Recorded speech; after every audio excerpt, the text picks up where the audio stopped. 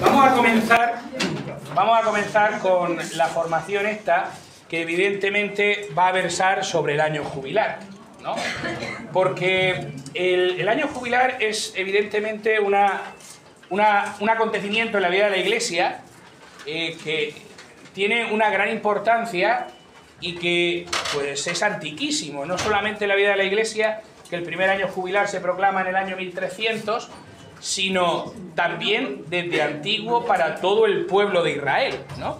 Para eso, como yo sabía que aquí no tendríamos para poder proyectar una cosa que realmente tampoco hace falta, pero simplemente os he dado esto, que sería esa presentación que yo iría proyectando para que pudiéramos ir viendo, pero sobre todo tiene una parte, esto que no es que diga que sea interesante, pero para que uno se lleve a casa, porque la última parte yo pues no la voy a ver aquí directamente, ¿vale?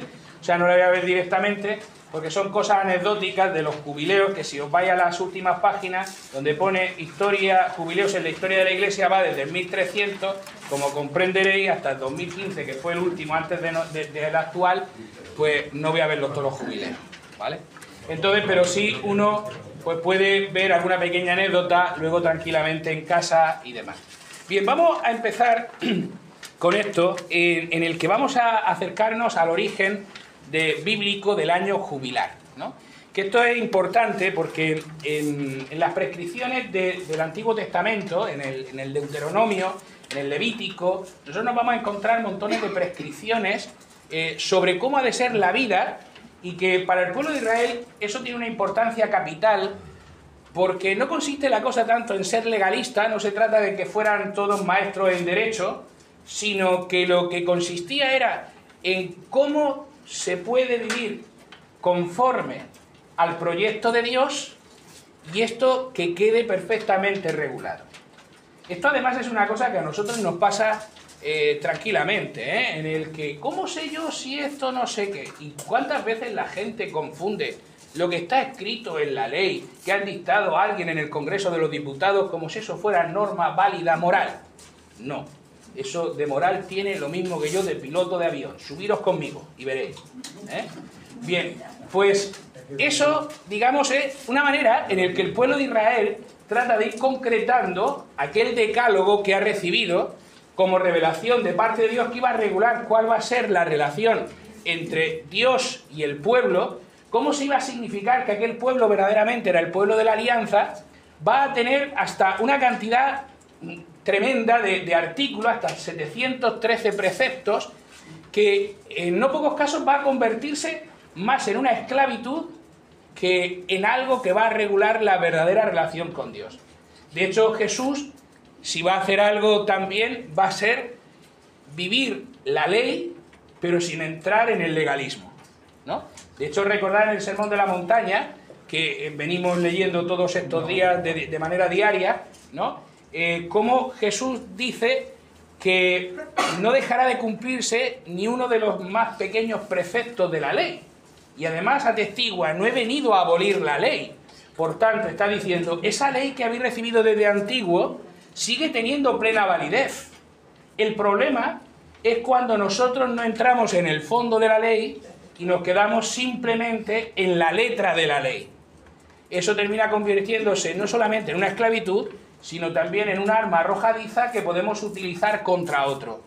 Y evidentemente, lejos de propiciar la comunión, lo que va a hacer es propiciar la disgregación, la división, el enfrentamiento, la lucha, el combate. Podéis seguir poniendo sinónimos, el que queráis, que creo que no hemos entendido perfectamente. Bien, pues el año jubilar va a ensamblarse también dentro de esas prescripciones que aparece en el Pentateuco. Concretamente en el libro del Levítico, en el capítulo 25, nos va a ir hablando de esto. Voy a leer concretamente ese texto que utiliza los versículos 8-13, que va a hablar del año jubilar, ¿no? Dice el libro del Levítico: hace el cómputo de 7 semanas de años, 7 veces 7, de modo que las 7 semanas de años sumarán 49 años. Paro ahí un momento, porque creo que esto ya nos puede ayudar a nosotros a entender alguna expresión que aparece en el Nuevo Testamento cuando Pedro le dice, por ejemplo, a Jesús: pero entonces, ¿hasta cuántas veces tengo que perdonar a mi hermano? hasta 7 veces y Jesús le dice que esto es más de lo que dice el libro del Levítico. Es decir, siempre, ¿no? Yo no puedo. Eso es fantástico, porque cuando descubres que tú no puedes, tienes que estar abierto a que solo Dios actúe en ti. Porque cuando tú ya puedes, el Señor dice, yo te espero que tú hagas lo tuyo, y yo ya haré el resto. Pero cuando tú dices, yo no puedo, pues el momento, Señor, solo tú. Y sale. Pero cuando tú le digas, Señor, tú tampoco, no se lo merece, nada, tú estarás con el rencor toda la vida y lleno de derechos, que no te lleva a ningún sitio, ¿vale? Bien, seguimos leyendo. Dice, el día 10 del 7º mes harás oír el son de la trompeta. El día de la expiación haréis resonar la trompeta por toda la tierra. Me vuelvo a parar y me vuelvo a otra cosa que aparece en el Nuevo Testamento, San Pablo. San Pablo, hay un momento en el que dice, al sonar de la trompeta final, y parece que tienen más seguridad de que la trompeta sonará, de que nos salvaremos, dice, porque la trompeta sonará, ¿no? Está haciendo referencia precisamente a esto que supone el año jubilar, porque ese año jubilar iba a ser anunciado con el sonido de una trompeta, ¿no? El yobel o el sofat, da igual como le llamemos, que es lo que va a dar origen a que se hable de ese año jubilar. Suena una trompeta que está anunciando que hay algo nuevo, que hay algo que va a ser transformado completamente. Sigue diciendo, declararéis santo el año 50 y promulgaréis por el país liberación para todos sus habitantes. Será para vosotros un jubileo. Cada uno recobrará su propiedad y retornará a su familia. El año 50 será para vosotros año jubilar. No sembraréis ni segaréis los rebrotes, ni vendimiaréis las cepas no cultivadas, porque el año jubilar, que será sagrado para vosotros. Comeréis lo que den vuestros campos por sí mismos. Este año jubilar, cada uno recobrará su propiedad. Fijaos bien en los detalles que está describiendo de cómo será ese año jubilar. Con los niños le decía yo, digo, ¿alguien sabe lo que sería el año jubilar? Y me dice una vez un crío.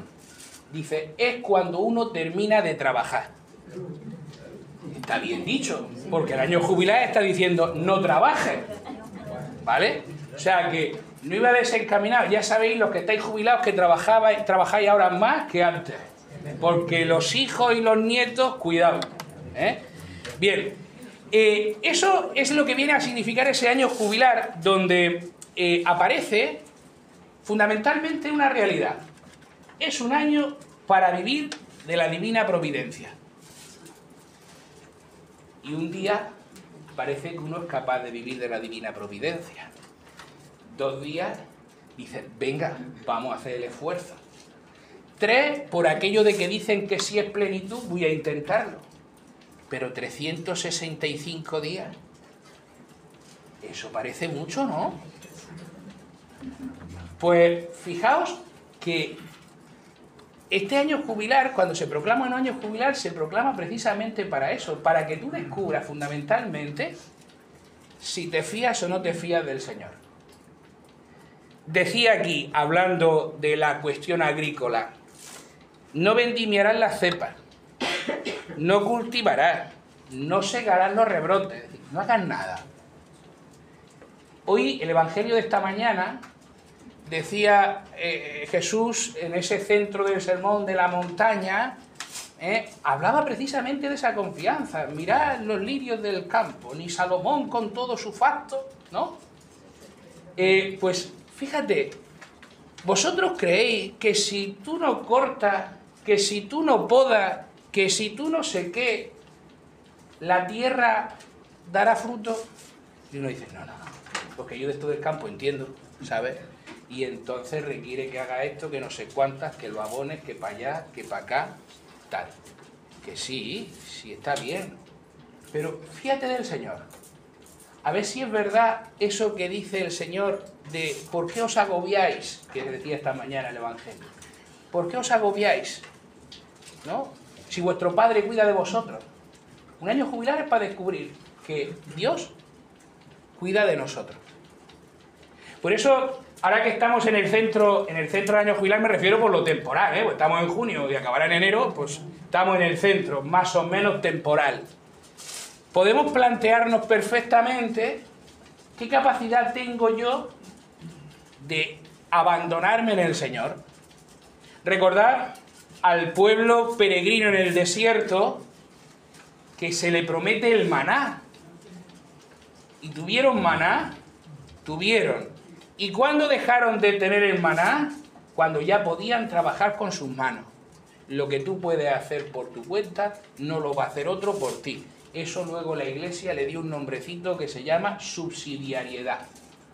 Es decir, que eso vale no solamente en las relaciones políticas, sino que vale también en las relaciones con Dios. Tú ya puedes, no se lo dejes a Dios. Tú no puedes, Dios provee. Y el año jubilar nos da cuenta de cómo Dios provee. Pero ¿por qué provee Dios? Esta es la clave. ¿Por qué provee Dios? Ahí nos pone la siguiente imagencita, pone que es un año santificado por la liberación. Un año santificado por la liberación y pone dos cosas. Devolución de las propiedades a su primer dueño y segundo, descanso de la tierra. Esto es lo que vendría a ser un año sabático. Esto los agricultores también lo saben, que conviene de vez en cuando dejar en barbecho un año para que la tierra se oxigene y luego ya volvemos. Esto lo sabemos cualquiera de nosotros, que necesitamos descansar también en nuestra vida ordinaria. Necesitamos pararnos un momento, ¿no? Y todo eso está hablando de ese año jubilar. Por un lado, la devolución de las tierras a su primer dueño. Es decir, que si tú habías perdido la tierra en el año jubilar, la volvías a recobrar. Y esto es buena noticia. O sea, cuando digo que es buena noticia me refiero que hay lugar a la esperanza. Que no estás condenado al ostracismo, a la nada, al vacío. Puedes volver a recuperar todo. Al tiempo que también conviene dejar a esa tierra que dé los frutos a su debido tiempo, no le exijamos cuando no corresponda. Vamos a entrar en el descanso de la tierra, primeramente. Dice el libro del Levítico: si os preguntáis qué vamos a comer el año séptimo si no podremos sembrar ni recoger la cosecha. Esta es la pregunta que Dios le plantea a su pueblo, sabiendo que su pueblo se plantea, que es lo que nosotros nos planteamos cuando aparece cualquier cosa y entonces decimos, ¿y ahora qué? Confía. Sigue diciendo el libro del Levítico: yo mandaré mi bendición para el año sexto, de modo que produzca para 3 años. Cuando sembréis el año octavo, seguiréis todavía comiendo la cosecha del anterior, hasta que recojáis la nueva cosecha del año noveno, seguiréis comiendo del anterior. Es decir, Dios es providente, Dios va a proveer, Dios va a dar la ración doble en ese último año antes del año sabático de descanso. Porque el año jubilar es el séptimo, 7 por 7, 49, al siguiente sería esa plenitud de ese año sabático, donde todo se descansa, ¿no? Entonces Dios es el que va a alimentar. Si os acordáis en ese maná, la víspera del Sabbat, el maná era doble. Esto no hace falta que nos retomemos hasta el siglo XII a.C., porque en el siglo XX, en el que hemos vivido todos los que estamos aquí, menos ella, todos sabemos que el domingo nunca se vendía pan y el sábado había que comprar ración doble. Y comíamos pan, no pasaba nada, ¿verdad? Ahora parece que con este calentico ya no te puedes comer el pan. Pero esto, fijaos, lo que hacemos hoy nosotros en nuestra sociedad, que queremos la inmediatez ya y no somos capaces de entrar en ese abandono, en ese dejarnos hacer por el Señor, ¿no? Y esto es lo que está pidiendo, es decir, déjate hacer por el Señor. ¿Cómo era la posesión de la tierra? Porque una de las cosas que nos decía es que volvía a su dueño, volvía a su propietario original, ¿no? Hay una concepción de la tierra que es importante. dice el libro del Levítico: la tierra no puede venderse a perpetuidad porque la tierra es mía. O sea, esto ya es importante, es decir, todos los bienes creados son de Dios. Y si todos los bienes creados son de Dios, tú no puedes tener una propiedad a perpetuidad, porque le corresponden a Él. Sino, sigue diciendo, y vosotros sois emigrantes y huéspedes en mi tierra.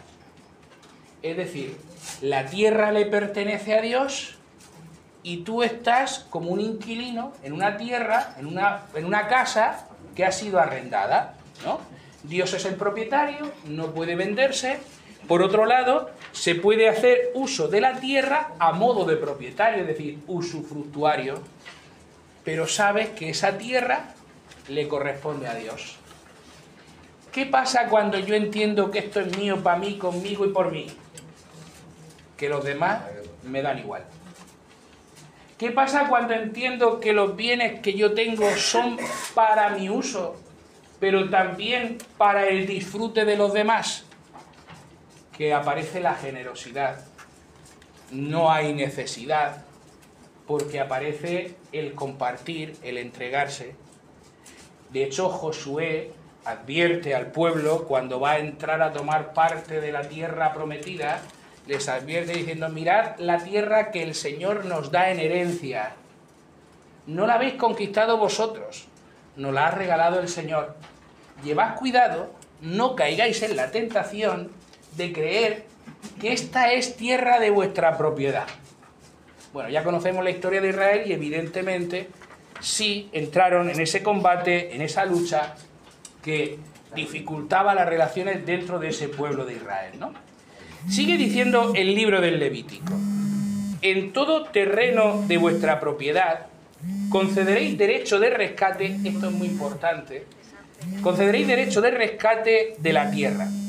Si un hermano tuyo se empobrece y vende parte de su propiedad, su pariente más cercano vendrá y rescatará lo vendido por su hermano.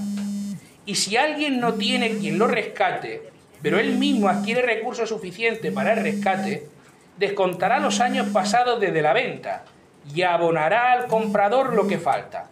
Así recobrará su propiedad, pero si no obtiene lo suficiente para recobrarla, la propiedad vendida quedará en poder del comprador hasta el año jubilar, y en el año jubilar quedará libre y volverá a ser propiedad del vendedor. Un propietario que ha adquirido un terreno, una vivienda, un lugar donde se desarrolla, donde puede planificarse, donde tiene una estabilidad, etc., resulta que por diversas circunstancias de la vida, pues se ve obligado a vender ese terreno. Y se ve obligado a vender ese terreno porque por mala cabeza, porque no ha sabido gestionar el asunto, lo que sea, se ve empobrecido. ¿Cómo puede gestionarlo? Vendiendo sus propiedades. Pero cuidado, hay un precio justo. ¿Cuál es el precio justo? El precio justo es aquel que falta para que llegue el año jubilar. Porque esto, fijaos cómo cambiaría hoy la situación de la vivienda en España, ¿eh? Porque si cada 50 años esa tierra va a volver, pero resulta que en el año 20 yo me encuentro en una crisis económica y me veo obligado a vender parte de lo que es mío, vamos a poner simplemente así a modo estadístico para que sea fácil de controlarlo.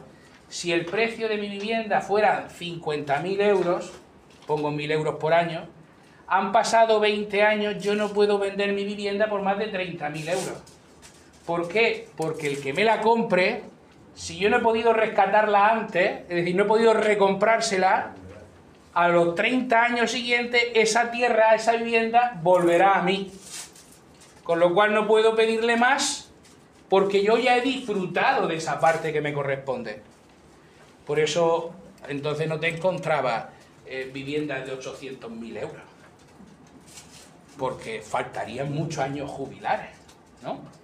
Entonces esto equiparaba, daba también la seguridad económica. Pero eso que he dicho de rescate es importante porque Había dos maneras de poder rescatar lo que tú habías perdido. Lo que habías perdido, bien porque sirviera de pago, bien porque lo habías vendido para pagar otras cosas que tuvieras pendientes, ¿no? Habían dos maneras de rescatar. Tú tenías siempre ese derecho de rescate, si volvías a acumular para poder recomprar lo que habías vendido, y si tú no podías, un familiar cercano tuyo podía rescatar. Y podía rescatar y tú podías vivir como propietario, porque hacía uso de ese rescate. Es decir, esto estaba hablando también de una prioridad a la hora de la compra. Porque si yo había recibido esa casa, yo le había pagado a aquel sujeto 30.000 euros por la casa que me vendió, y yo quiero vender esa propiedad, voy a tener que poner el precio de acuerdo con lo que quede para el año jubilar, pero el que tiene preferencia de compra es el propietario original o un familiar cercano. Si estos no hacen uso, yo puedo utilizarlo para otro, sabiendo que siempre volverá en el año 50 a su propietario original. Si os dais cuenta todo este enjambre económico que aparece en esto, lo que está diciendo es que el ser humano tiene lugar a la esperanza, que por muchas veces que haya caído, que por muchas veces que se haya tropezado, que por más que le haya ido la vida, los negocios, la forma de todo, hay un momento en que todo se igualaba, todo vuelve a cero, todo vuelve a comenzar. Eso en nuestra vida hoy no existe. Aquel que le ha caído una losa encima, no hay manera de que la losa se le levante. Y estas prescripciones que están habiendo de ese año jubilar, está diciendo que tú puedes en esta vida recobrarte. Tienes esperanza, ¿no?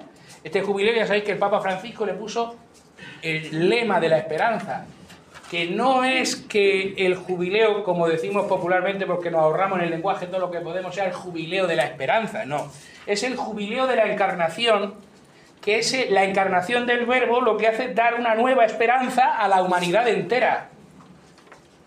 Porque la palabra eterna del Padre, el Hijo único de Dios, se ha hecho carne, Él, el familiar más cercano a nosotros, está haciendo uso de rescate para que nosotros podamos volver a la tierra, a la patria de la que habíamos sido sacados, y que nuestra negligencia, es decir, nuestros pecados, nos habían colocado a la parte de afuera. ¿Cuál es la patria para la que nosotros fuimos creados? El cielo. Y sin la encarnación del Verbo haciendo el rescate para nosotros, no tendríamos esperanza. Y esto es lo que viene a decirnos el año jubilar, que nosotros podemos volver al origen para el que fuimos creados, el cielo. Porque somos peregrinos, somos forasteros, somos huéspedes en la casa del Señor. Y no podemos apropiarnos de lo que le corresponde. Hay un salmo que comienza diciendo: no a nosotros, Señor, no a nosotros, sino a tu nombre da la gloria. ¿Cuántas veces nosotros le arrebatamos la gloria a Dios para dárnosla a nosotros? Pero fijaos cómo ese derecho de rescate queda concretado todavía en las personas, en los esclavos. Porque veréis que todas estas palabras que muchas veces utilizamos, ¿no?, y que algunas veces parece que no somos capaces de casar, dentro de todo esto empiezan a cobrar sentido. Porque cuando nosotros decimos que somos esclavos del pecado, es que el pecado ha ejercitado en nosotros una inercia. ¿Cuál es la inercia? Primero, nos ha expulsado de la patria para la que fuimos creados. Es decir, hemos desobedecido el plan de Dios. Hemos querido hacer lo que a nosotros nos dé la gana. Esto supone la expulsión. Hemos perdido la tierra para la que fuimos llamados. Y hemos entrado en esa inercia, teológicamente recibe un nombre muy concreto que se llama concupiscencia, que nos inclina a vivir incluso de aquello que sabemos que no es bien para nosotros, pero que no siempre somos capaces de saber cómo salir de ahí. Y eso que hemos dicho de la tierra aparece también para los hombres. Dice el libro del Levítico: si un hermano tuyo se empobrece en sus negocios contigo y se te vende, no le impondrás trabajos de esclavo. Estará contigo como jornalero o como huésped y trabajará junto a ti hasta el año del jubileo. Entonces saldrá libre de tu casa, y él y sus hijos con él, y volverán a su familia y a la propiedad de sus padres. Al ser siervos míos, a quienes yo saqué de la tierra de Egipto, no pueden ser vendidos como esclavos. No los tratarás con dureza, sino que temerás a tu Dios. Es decir, si se te ha vendido porque se ha empobrecido, si ahora depende absolutamente de ti, trátalo como un jornalero. ¿Cuál es la diferencia entre un jornalero y un esclavo? Al jornalero se le paga, al esclavo no. Es decir, ese requiere la paga de vida. Y no lo puedes tratar como esclavo porque vosotros fuisteis esclavos y yo os rescaté. Y si yo os rescaté, ahora sois de mi propiedad. Y tú no puedes utilizar como esclavo a alguien que es de mi propiedad, ¿no? Y esta realidad es la que viene a colmarse precisamente en Jesucristo. Pero fijaos, hay una diferencia entre el que es miembro del pueblo, no lo puedes tratar como esclavo, del que es forastero.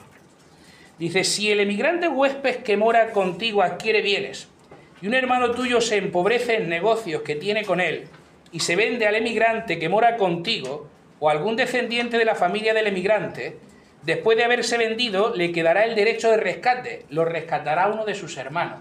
¿Por qué? Porque al extranjero no le puedes pedir lo que te pido al del pueblo. Es decir, dicho de otro modo, quien no ha recibido el don de la fe, no le puedo exigir lo que le pido al que sí me ha aceptado como Señor. Si tú has aceptado a Cristo como Señor, ¿tú puedes esclavizar a alguien al lado tuyo? Pero si tú te ves obligado a tener que venderte, como decía el libro del Levítico, y lo haces a un forastero, a uno que no ha recibido ese don de la fe, que no ha acogido a Cristo como el Señor, ¿no te das cuenta que no le puedes pedir que no te trate como un esclavo? Porque le falta un dato importante. Todavía no se ha dado cuenta de que también él ha sido rescatado. Por eso un hermano tuyo ejercerá el rescate y quedará libre en el año jubilar, él y sus hijos, porque los hijos de Israel me pertenecen a mí como siervos, siervos míos. Con esto podemos entender perfectamente lo que Cristo ha hecho. Cristo, encarnándose, como antes decía, ha dotado de una esperanza nueva a la historia del hombre. Ha decidido pagar el rescate por los que estábamos esclavos. Y así es como comenzará su ministerio público Jesús en la sinagoga de Nazaret, como nos recoge el Evangelio de San Lucas. Ese Evangelio de San Lucas, donde sabéis que Jesús entra en la sinagoga, toma el rollo del profeta Isaías y lee, ahí lo tenéis, pero no lo voy a leer, y lee el rollo del profeta Isaías y dice que el Espíritu de Dios se ha posado sobre mí, me ha ungido para proclamar el año de gracia, jubileo, para liberar a los cautivos. ¿Cómo liberar a los cautivos? Rescatándolo. Y ahora, ¿cómo nos ha rescatado Cristo? ¿Cuál ha sido el pago que Cristo ha ofrecido para rescatarnos a nosotros de esa esclavitud en la que nos había sumido el pecado? Dice el apóstol San Pablo, hemos sido rescatados al precio de la sangre del Cordero. Es decir, su propia vida es la que ha dado el culmen para que yo pueda tener la eternidad. Por eso cada vez que nosotros celebramos la Eucaristía, lo que estamos celebrando es una verdadera acción de gracias, donde damos gracias a Dios porque nos está rescatando, entregando su cuerpo, derramando su sangre, que es el precio que ha pagado para que nosotros tengamos la plena libertad. Y la Iglesia, en el año 1300, descubrió que había que rescatar esta gracia que el pueblo de Dios tenía. Y que había que rescatarla desde Jesucristo, porque Él es el que verdaderamente ha pagado por nosotros. Esto lo decimos en el cántico del pregón pascual, la noche de Pascua, lo decimos así, ¿no? Ha pagado por nosotros al Eterno Padre la deuda de Adán. Y sigue afirmando, fijaos qué rotundidad la del pregón pascual, sin el pecado de Adán, Cristo no nos habría rescatado. Y canta inmediatamente, oh feliz culpa que mereció tan gran Redentor. ¿No? Fijaos en ese detalle, es decir, el pecado incluso se convierte en buena noticia. Y ahora afirmo como San Pablo, ¿qué diré entonces? ¿Pequemos pues? No. Pues ya sabéis que San Pablo dice aquello donde abundó el pecado, sobreabundó la gracia. Y entonces, aquí, como ya saben, la picaresca que tenemos todos los seres humanos, dice, ¿entonces esto qué significa? ¿Pequemos pues? No. Sino que precisamente descubriendo mi propio pecado y descubriendo que he sido rescatado al precio de la sangre del Cordero, ahora estoy llamado a la plena libertad. Pero necesito dar mi consentimiento, que yo quiera. ¿Y cómo quiero yo? Pues con el sacramento de la penitencia. Esta tarde vamos a hacer la peregrinación jubilar, vamos a celebrar la Eucaristía, vamos a rezar vísperas, vamos a tener un rato de silencio, vamos a hacer la procesión con el Santísimo, y algunos irá diciendo, he ganado el jubileo. Ya sabéis cómo hablo yo. Me vaya a permitir la expresión. No la voy a decir. Mejor, ¿no? No habéis ganado nada. Si acaso, si te ha sido así, lo único que has hecho ha sido perder el tiempo.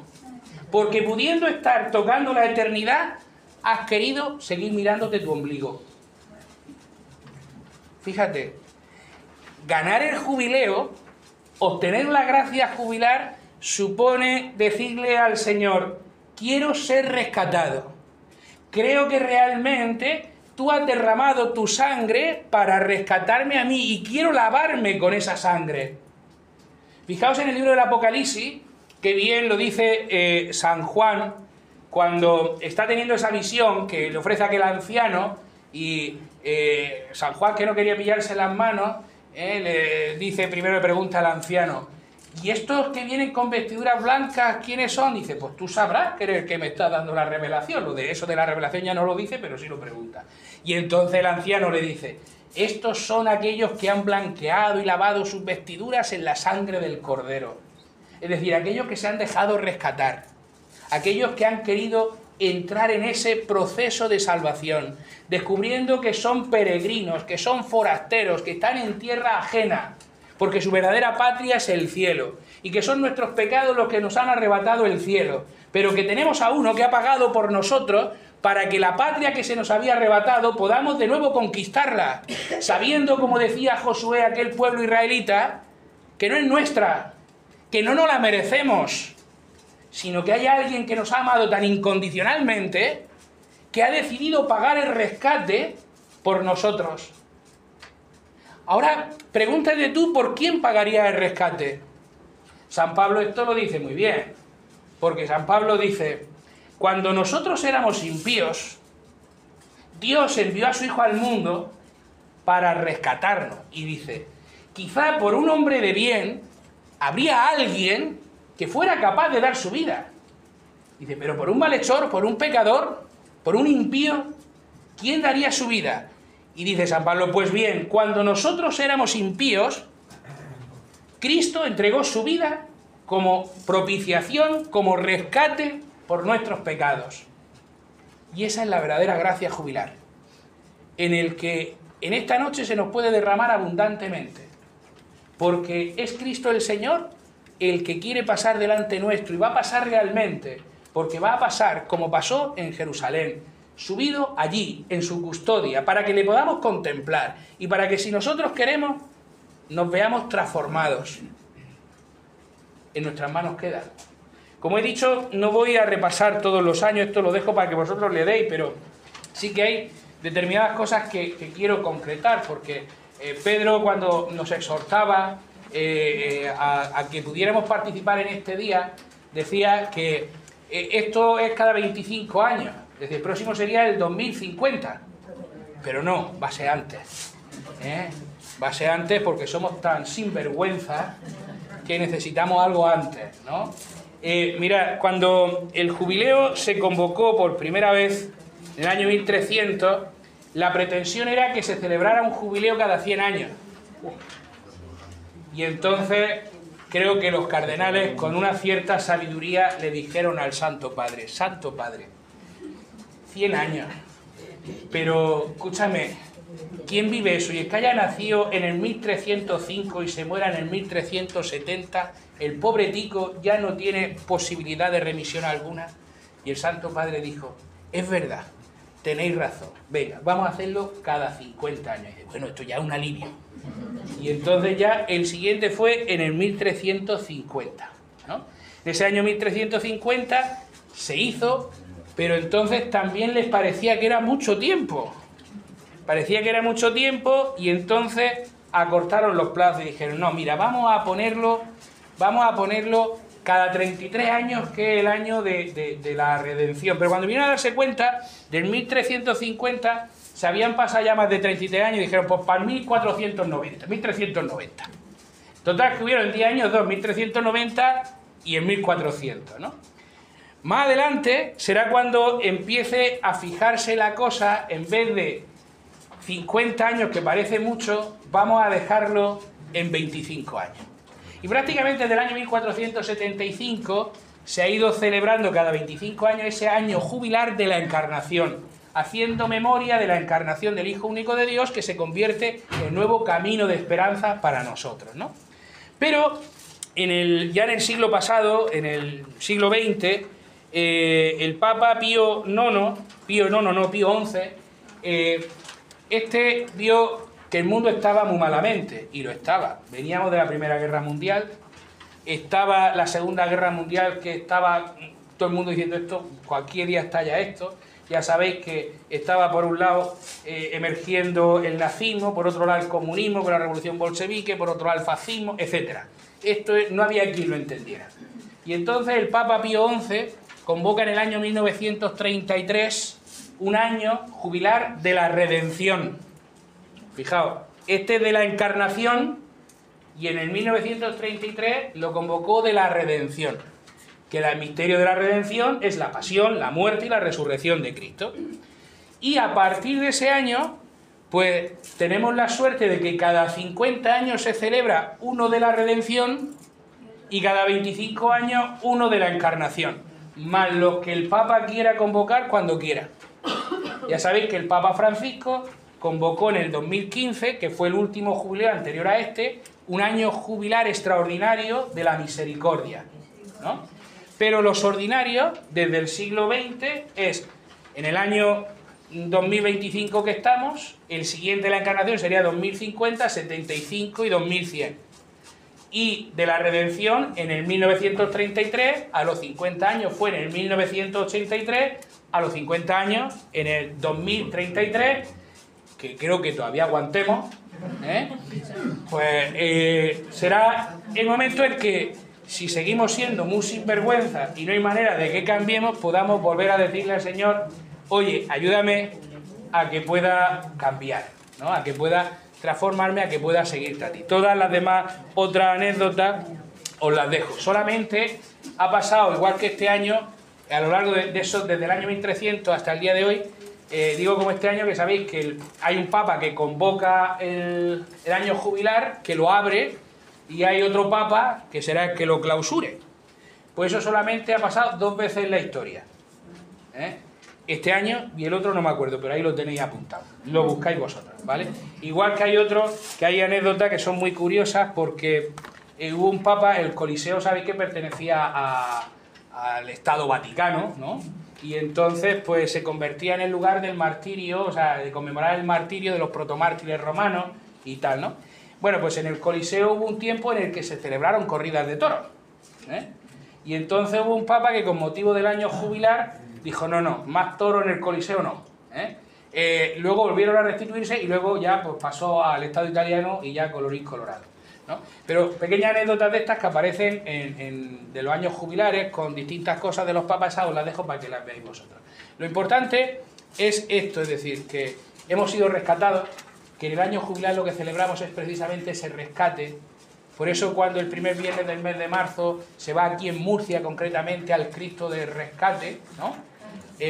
Pues tiene ese sentido, porque el Cristo de Medinaceli, el de rescate, el cautivo, a los que se le besa los pies en el primer viernes de marzo en cualquier sitio de España, lo que está diciendo es esto, es decir, voy a ponerme a los pies de aquel que me ha rescatado, porque me ha salvado, me ha liberado, ha pagado la deuda que yo tenía contraída, ya no tengo deuda.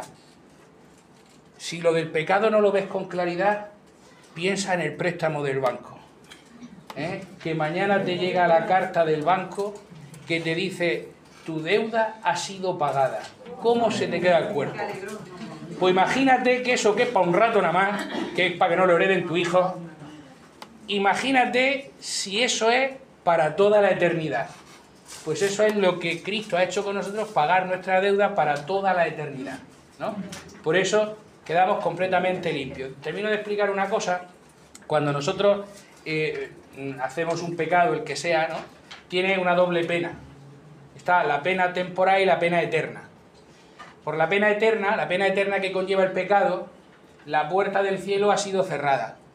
Por eso pena eterna, ¿no? No puedo entrar en el cielo. Pecado mortal me impide que entre en el cielo. ¿Por qué? Porque yo he decidido no entrar en el cielo. No, yo no he decidido eso, yo es que quería darme gusto. Está muy bien, pues con eso va aparejado no entrar en el cielo, ¿no? ¿Cómo se redime esa pena eterna? Sacramento de la penitencia. No hay otra forma. Es decir, eso de que, no, si yo me confieso con Dios, aquí, me pongo delante de la pared y me confieso con Dios, pues sigue habiendo pena eterna. De esto yo hablo todos los días, sigue habiendo pena eterna. Como no vaya al confesionario, la pena eterna no se redime.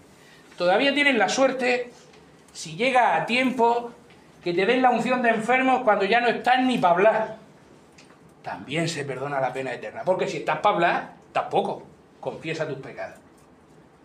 Entonces, así es como se perdona la pena eterna. Pero eso no quiere decir que la pena temporal se haya perdonado. La pena temporal pertenece al ministerio petrino de las llaves. Lo que ates queda atado, lo que desates queda desatado. Por eso es el Papa el que ante determinadas circunstancias, situaciones, etcétera, concede el don de la indulgencia plenaria o parcial. Para entendernos, parcial sería como cuando meten la ropa a la lavadora, pero sin poner el programa no sé cuánto, sino ese para que le dé un lavado así rápido, porque tampoco la cosa está para tanto. Eso es indulgencia parcial. La plenaria es cuando la has puesto a plena conciencia para que se lave bien, ¿eh? Eso es lo que hace el don de la indulgencia, concretamente ahora, en este año jubilar. Un ejemplo que es muy claro, por lo menos a mí me parece muy claro, es un cenicero. Yo estoy aquí fumando, voy apagando, echando la ceniza, apago el cigarrillo, tal cual. Cuando termino, cojo el cenicero y entonces me voy donde está la basura y hago así. Le doy la vuelta, ¿está limpio o sucio? ¿Qué necesita para que esté limpio? Agua. Es decir, cuando yo he hecho así, ha sido el confesionario. Cuando yo le he echado el chorro del agua del grifo, es la indulgencia. Se canceló la pena temporal y la eterna. Pero no te vayas a pensar que como salgas de la puerta de la iglesia con todas tus indulgencias puestas y te pongas a criticar al vecino, ya empezás a empeorarlo, ¿eh? Así que llevad cuidado cuando salgáis luego por la puerta de la iglesia.